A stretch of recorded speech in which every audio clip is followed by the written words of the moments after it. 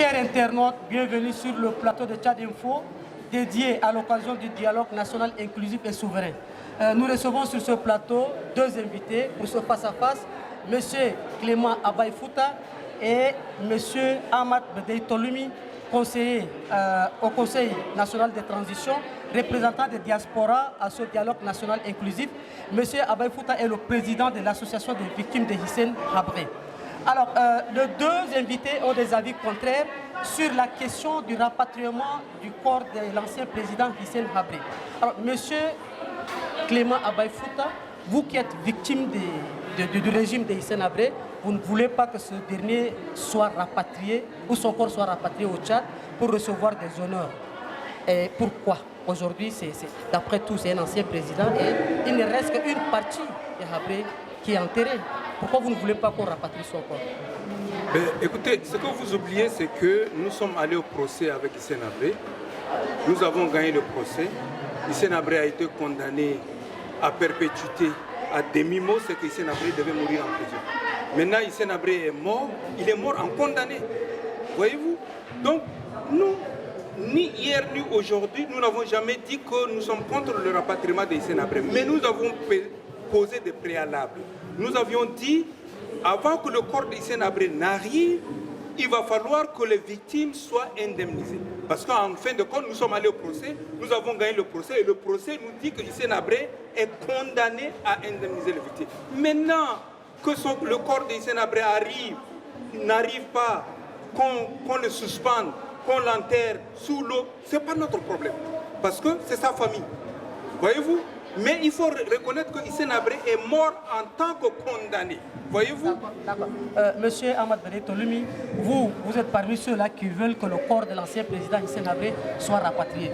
Pourquoi? Bon, pourquoi? Parce que moi je pense que nous sommes au dialogue national inclusif. Si nous sommes ici, c'est pour la refondation de notre pays et pour que le Tchadien puisse se réconcilier dans leur ensemble. Si tous les Tchadiens, si tous les présidents du Tchad sont enterrés ici au Tchad, il n'y a aucune raison qu'on n'enterre pas Hissène Habré ici au Tchad, puisque c'est un Tchadien et il a droit à être enterré chez lui. Alors, monsieur Clément Abay Fouta, l'État tchadien a accepté de verser 10 milliards. Est-ce que ce n'est pas une bonne nouvelle pour vous? Vous pensez que les 10 milliards, c'est en compensation pour que le corps d'Hissène Habré arrive? Non. Hissène Habré a été condamné à verser 82 milliards. Voyez-vous? Mais même pas 5 francs n'a été donné. Nous n'accepterons jamais, jamais, je le dis, que le corps d'Hissène Habré rentre dans ce pays sans que les victimes soient indemnisées. Si éventuellement, ces parents qui s'enchaînent, qui montent sur le toit et qui crient leur folie, voyez-vous, ils nous trouveront sur le chemin et ils marcheront sur nous avant que le corps d'Hissène Habré rentre dans ce pays. D'accord, parlons de cela. Avant-hier ou hier, M. Ahmad Bedei Tolumi, vous avez évoqué à la plénière que vous avez été agressé. Vous avez été agressé par qui? Bon, comme vous le savez, mon rôle, c'est de présenter ou bien se demander à la plénière de présenter une résolution par rapport au rapatriement du corps de l'ancien président Hissène Habré. Mais aujourd'hui, force est de constater que ceux qui défendent même les droits de l'homme et des droits humains s'acharnent sur ma personne. Mais ce n'est pas moi qui dois décider là où nous sommes de ramener son corps ou pas. C'est la plénière. Donc mon rôle, c'est de demander une résolution. Et en ce qui concerne l'indemnisation, moi je n'aimerais pas trop parler de ça parce que Hissène Habré, qu'il agisse en bien ou bien en mal, il a agi au nom du Tchad. S'il y a indemnisation, c'est l'État tchadien qui doit l'indemniser.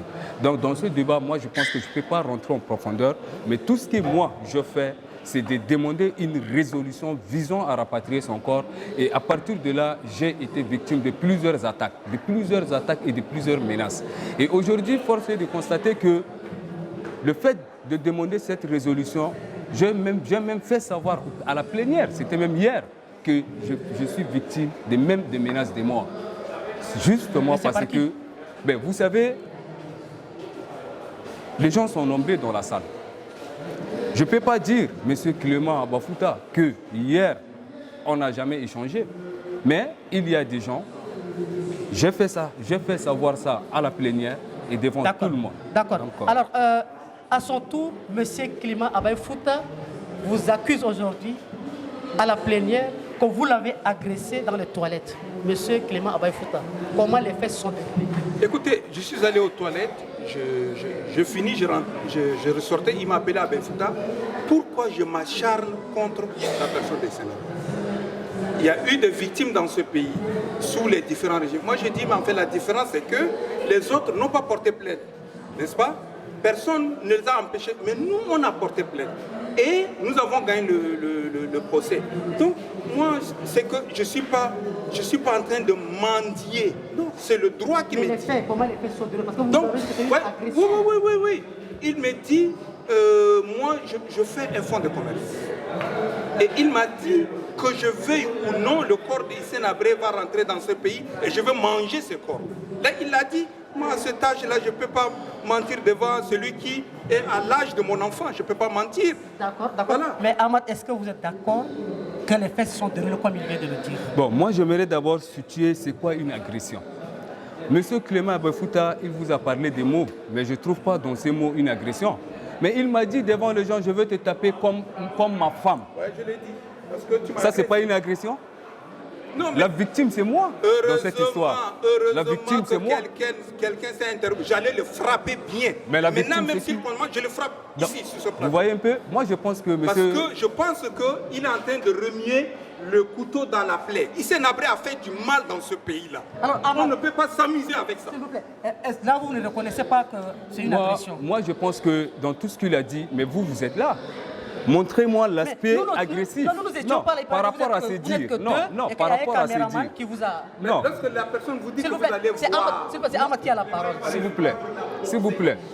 C'est pas fini. S'il vous plaît. Quand la personne vous dit que, dans tout ce qu'il a dit tout à l'heure, moi je ne vois pas l'aspect de l'agression. Mais quand la personne vous dit, par rapport à un échange d'idées, quand il vous dit je veux vous frapper comme ma femme, moi je pense que c'est moi la victime. Est-ce que vous avez tenu ces propos? Et il le dit devant vous, justement, qu'il va même me frapper encore. Mais c'est moi la victime. Justement, il m'a dit que je veux voir, que je le veuille ou non, le corps de Hissène Habré va rentrer et puis je veux manger. Là, il dit que c'est lui qui est victime. Chacun défend sa chapelle. Moi, je suis agressé. Demandez-lui, est-ce que depuis ce dialogue, j'ai été toujours agressé depuis que la question de Hissène Habré a été posée sur la table. Donc, moi, je ne le connais même pas. Je n'ai même pas eu à poser avec lui. Alors, moi, je me dis, s'il ne demande pas pardon ici, et s'il ne reconnaît pas ça, moi, je suis même prêt à le boxer maintenant. D'accord, non, s'il vous plaît, on ne peut pas en arriver là. Oui, monsieur Ahmad. Monsieur Hamid, la vraie victime, c'est moi. Oui. Demandez-lui, qu'est-ce que je lui ai dit comme menace? Au moment où lui-même, il le dit, que je veux te frapper comme ma femme, ça, c'est pas une menace? D'accord. Et de deux, tout à l'heure, moi, je pense que M. Clément Abay Fouta, c'est une grande personne. Il a l'âge de mon père. Et je pense que c'est inutile de rentrer dans les balivernes. Mais je n'ai eu aucune intention de l'agresser. Et dans toute cette histoire, c'est moi qui suis la victime. Au moment où il dit que je vais vous frapper comme ma femme, et demandez-lui tout à l'heure, qu'est-ce que je lui dis, ou bien comme agression, est-ce que je l'ai touché, ou bien je lui dis un mot qui a touché personnellement sa personne. D'accord, maintenant, on ne sait pas qui a raison, qui a tort. Mais je le pardonne. Mais voilà. C'est en cela qu'on voulait venir. Monsieur Abay Fouta, monsieur Ahmad Badari Tolimi, nous sommes au dialogue national inclusif et souverain.